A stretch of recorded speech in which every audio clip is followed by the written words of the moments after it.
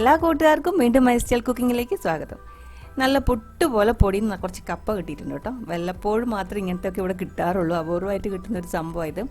അപ്പോൾ അതിനകത്ത് റെസിപ്പി ഇടുന്ന കാര്യമില്ല, പക്ഷേ ഇത് ചെയ്തപ്പോൾ എന്തായാലും നിങ്ങളെയും കൂടി ഒന്ന് ഇതിലേക്കൊന്ന് കാണിക്കണം എന്ന് വിചാരിച്ചു. അതുകൊണ്ട് ഞാൻ അങ്ങനെ ഷൂട്ട് ചെയ്തു കേട്ടോ. അപ്പം നമുക്ക് ഈ കപ്പ ചെണ്ടം പുഴുങ്ങുകയാണ് ചെയ്യുന്നത്. ഞാൻ കൊത്തി അരിഞ്ഞിട്ട് നമ്മളിങ്ങനെ കറിയൊക്കെ കൂട്ടി കഴിക്കുന്ന അങ്ങനെയല്ല, ഇത് ചെണ്ടം പുഴുങ്ങുകയാണ് ചെയ്യുന്നത്. നമ്മളിങ്ങനെ കാന്താരി മുളകൊക്കെ പൊട്ടിച്ച് കഴിക്കില്ല, അതേപോലെ. ഇപ്പോൾ വേണ്ട ചെളിയൊക്കെ പിടിച്ച് എല്ലാം എടുത്ത് വെച്ചിട്ടുണ്ട്. അപ്പോൾ ഒന്ന് കഴുകി എടുത്ത് വെക്കാം.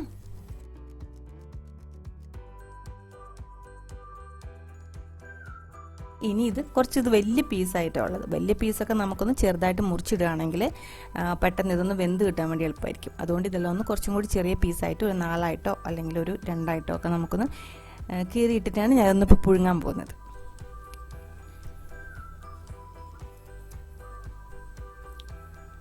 ഇപ്പം ഞാനിത് പുഴുങ്ങാൻ വേണ്ടി എടുത്തു വെച്ചിരുന്ന പാത്രം ചെറുതായിപ്പോയി. സാരമില്ല, നമുക്കിത് വലിയ പാത്രത്തിലേക്ക് മാറ്റാം. ഇതിൻ്റെ അകത്തേക്ക് ഞാൻ കുറച്ച് ഉപ്പിട്ട് കൊടുക്കുന്നുണ്ട് കേട്ടോ. ഉപ്പിട്ടിട്ടാണ് പുഴുങ്ങുന്നത്. ചില ആൾക്കാർ ഉപ്പ് പുഴുങ്ങിയെടുത്തതിന് ശേഷം ഉപ്പുവെള്ളം തളിച്ചിട്ട് എടുക്കാറുണ്ട്. പക്ഷേ ഞാനിപ്പോൾ ഇത് ഉപ്പിട്ടിട്ട് തന്നെയാണ് പുഴുങ്ങിയെടുക്കുന്നത്. അപ്പോൾ നമുക്ക് ആവശ്യത്തിന് വെള്ളം ഒഴിച്ചു കൊടുക്കാം. മലയാളീസിനൊന്നും പഠിപ്പിക്കേണ്ട കാര്യമില്ലല്ലോ കപ്പ എങ്ങനെയാണ് പുഴുങ്ങുന്നതെന്ന്. അപ്പോൾ ഇതെന്തായാലും ഞാൻ ഒരു വേറെ പാത്രത്തിലേക്ക് മാറ്റുന്നുണ്ട് കേട്ടോ. ഇന്നിപ്പോൾ ഈ ചെറിയ പാത്രത്തിൽ എന്തായാലും കുക്ക് ചെയ്യാൻ പാടായിരിക്കും. വലിയ പാത്രത്തിൽ ഇട്ടിട്ടുണ്ട്. കപ്പ നന്നായിട്ട് തിളച്ചു, വെന്തിട്ടില്ല. ഇതൊന്ന് തിളച്ച് ഒരു 5 മിനിറ്റ് അല്ലെങ്കിൽ ഒരു 2 മിനിറ്റ് കഴിയുമ്പോൾ തന്നെ നമുക്ക് പെട്ടെന്ന് ഒന്ന് കോരി നോക്കിയാൽ പെട്ടെന്ന് മനസ്സിലാവും ഇത് വേകുന്ന കപ്പയാണോ അല്ലെങ്കിൽ ഇത് വേകാതെ വെറുതെ നമുക്ക് പ്രതീക്ഷ തന്ന കപ്പയാണോ എന്നൊക്കെ നോക്കുമ്പോൾ തന്നെ മനസ്സിലാവും. ഇതിപ്പോൾ കാണുമ്പോൾ തന്നെ അറിയാം നല്ലോണം വേകുന്ന കപ്പയായത്. കപ്പയുടെ കൂടെ സൈഡ് ഡിഷായിട്ട് നമ്മുടെ മുളക് ചമ്മന്തിയാണ്. കാന്താരി മുളക് കിട്ടാത്തതുകൊണ്ട് ഞാനിപ്പോൾ പച്ചമുളകൊക്കെ വെച്ചിട്ടാണ് കേട്ടോ അഡ്ജസ്റ്റ് ചെയ്യുന്നത്. നല്ല എരിവുള്ള പച്ചമുളകായത്. പച്ചമുളകും ചുമന്ന ഉള്ളിയും, ചെറിയ ഉള്ളിയില്ലേ, ഉള്ളിയും 2 കഷ്ണം വെളുത്തുള്ളിയും കൂടി ഇട്ടിട്ടുണ്ട്. ഗ്യാസിൻ്റെ എന്തെങ്കിലും പ്രശ്നം ഉണ്ടെങ്കിൽ പൊക്കോട്ടെ എന്ന് വിചാരിച്ചിട്ട്. അപ്പോൾ ഇതെല്ലാം കൂടി ഇട്ടിട്ട് മിക്സിയിൽ കുറച്ച് ഉപ്പും കൂടി ഇട്ടിട്ട് ഒന്ന് അടിച്ചെടുക്കുക ചെയ്യുന്നത്. വേറൊന്നും ചേർക്കുന്നില്ല ഇപ്പോൾ അടിക്കാൻ നേരത്ത്.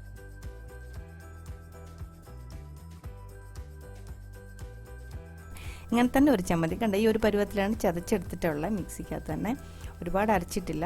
ഇനി അത് പാത്രത്തിലേക്ക് മാറ്റി ഇപ്പോൾ ഒഴിച്ചു കൊടുത്തിരിക്കുന്ന പച്ച വെളിച്ചെണ്ണയാണ് കേട്ടോ. ഇത് നാട്ടിൽ നിന്ന് ഫ്രഷായിട്ട് മില്ലിൽ ആട്ടിക്കൊണ്ടുവന്ന വെളിച്ചെണ്ണയാണ്, കടയിൽ നിന്ന് വാങ്ങിച്ചതല്ല. എന്നിട്ട് ഇതെല്ലാം കൂടി ഇട്ടിട്ട് നല്ലോണം ഒന്ന് മിക്സ് ചെയ്ത് വെക്കണം. കാന്താരിമുളകിൻ്റെ ഒരു കുറവ് നല്ലോണം ഉണ്ട്, എന്നാലും സാരില്ല, കപ്പയല്ല, എന്ത് കോംപ്രമൈസിനും ഞാൻ തയ്യാറാണ്. അപ്പോൾ ഇതെല്ലാം കൂടി ഒന്ന് മിക്സ് ആക്കിയിട്ട് വെളിച്ചെണ്ണയൊക്കെ ഒഴിച്ചെടുത്ത് വെച്ചിട്ടുണ്ട്. എരിവ് കൂടുതലാണെങ്കിൽ കുറച്ച് വെള്ളമൊക്കെ ഒഴിച്ചു കൊടുക്കുന്നതിൽ കുഴപ്പമില്ല. പക്ഷേ ഇതിൻ്റെ അകത്ത് ഇപ്പോൾ ഞാൻ ഒന്നും ഒഴിച്ചു കൊടുത്തിട്ടില്ല. വെളിച്ചെണ്ണയും ഉപ്പും നമ്മുടെ മുളകും വെളുത്തുള്ളിയും ചുവന്നുള്ളിയും. അങ്ങനെ ചമ്മന്തി റെഡി ആയിട്ടുണ്ട്, കപ്പയ്ക്ക് ആവശ്യമുള്ള. അങ്ങനെ ചമ്മന്തി റെഡി ആയപ്പോഴത്തേക്കും നമ്മുടെ കപ്പയും നന്നായിട്ട് വെന്തിട്ടുണ്ട്. ഇനി വെള്ളമൊക്കെ നൂറ്റി കളഞ്ഞിട്ട് എടുത്ത് വയ്ക്കട്ടെ.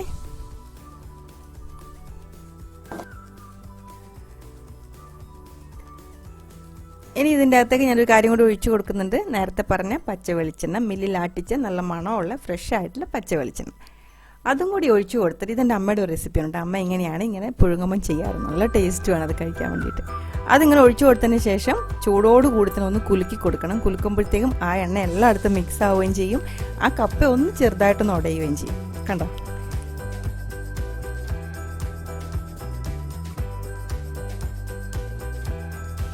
അപ്പോൾ നമ്മുടെ കപ്പ റെഡി ആയിട്ടുണ്ട്. മുളക് ചമ്മന്തിയും ഉണ്ട്. ഇതിൻ്റെ കൂടെ ഞാനൊരു കട്ടൻ ചായയും കൂടി വെച്ചിട്ടുണ്ട് കേട്ടോ.